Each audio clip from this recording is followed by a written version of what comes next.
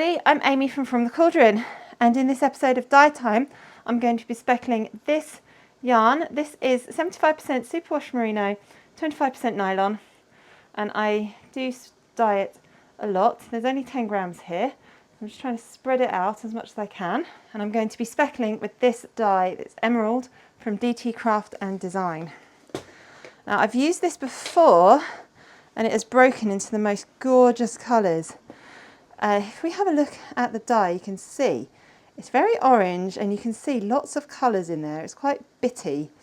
So I'm very curious to see how this will break. Not on, I think I speckled this on a, whoops, on a red base. So it was quite a dark base, but I could see there were lots of colours in there. And there's a massive splodge there because I dropped some. But my surface is protected.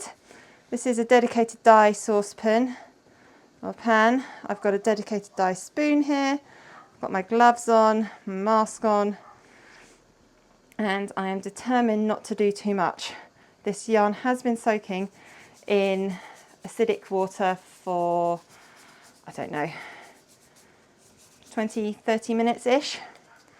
I'm not overly worried. It's got acid in there.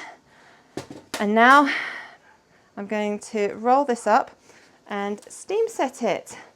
Actually, I'm going to leave it for a sec just to let the dye settle, and I'm now thinking I've probably done too much again.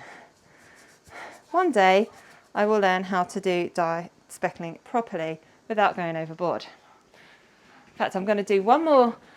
This is my second speckling project today. I'm going to do one more speckling project, and I'm going to really try to show restraint on that one. I'm not going to flip this, but you can see there are some yellow bits coming through on this already, which is fantastic.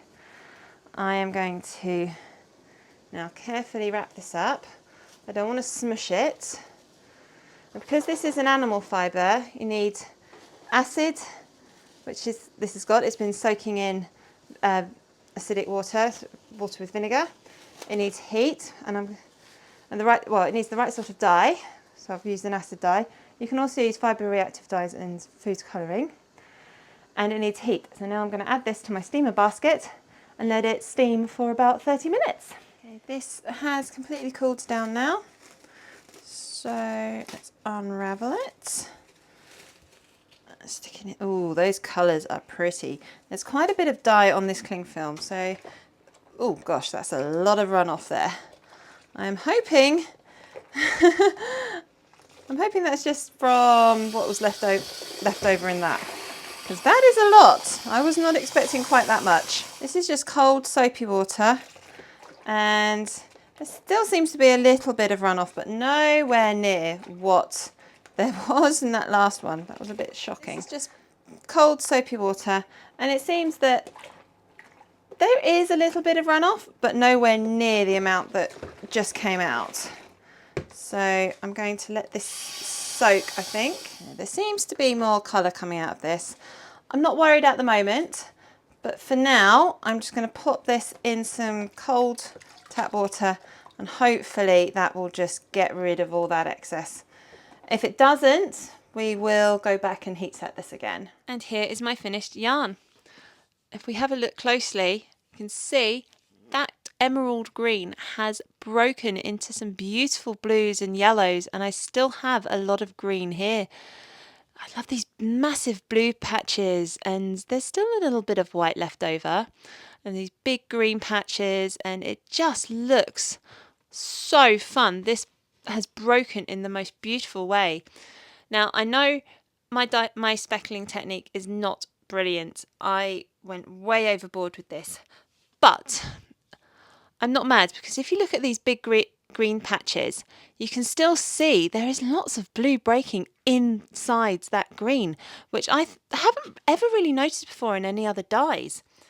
So even though I did go heavy-handed, I'm kind of glad, because these results are beautiful. It's always so much fun when a dye splits into the colours it's made of, and I don't often find that with acid dyes. I find that happens more with fibre reactive dyes. So it's quite exciting when I find an acid dye that splits like this, and produces such beautiful results. What do you think of this yarn? I absolutely adore this, and I do want to go lighter with my speckling, but also I don't, because I do like those big patches of green with the blue specks in them, which I've never seen happen before. Thank you so much for watching this video. I really hope you enjoyed watching it as much as I have enjoyed making it. I love this yarn. I love how this dye has split, and I've still got the blue speckles inside the green patches, and I love it. What do you think of this yarn? Let me know down in the comments. And while you're at it, make sure you are subscribed and got notifications turned on so you don't miss any new videos. I publish a new video every Monday, usually around 6 PM UK time. I like to do all sorts of different things, so there should always be something different and interesting to watch. Thank you so much for watching.